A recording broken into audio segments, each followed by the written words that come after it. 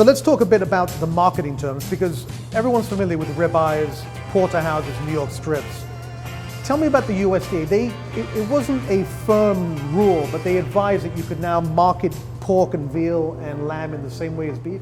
The industry asked USDA if it was okay to say, if this is a rib chop, can we call it a rib chop?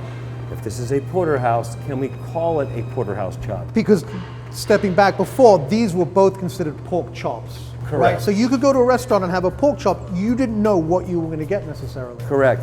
Just imagine if we were both sitting at the same table, the generation before us, and you got this chop and I got this chop, but we both ordered the same thing, right. The pork chop special, let's say.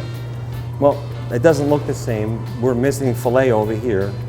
This has a T-bone in it. You know, I think most people were confused.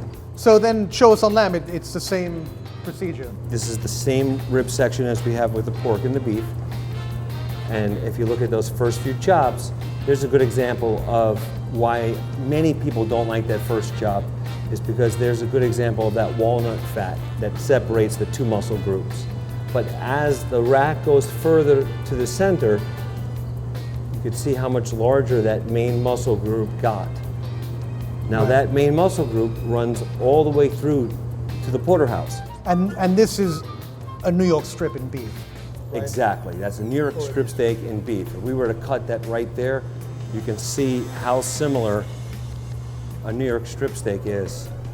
It's the same cut. Right, so you have that belt of fat. It's the mini-me right. to beef. Right.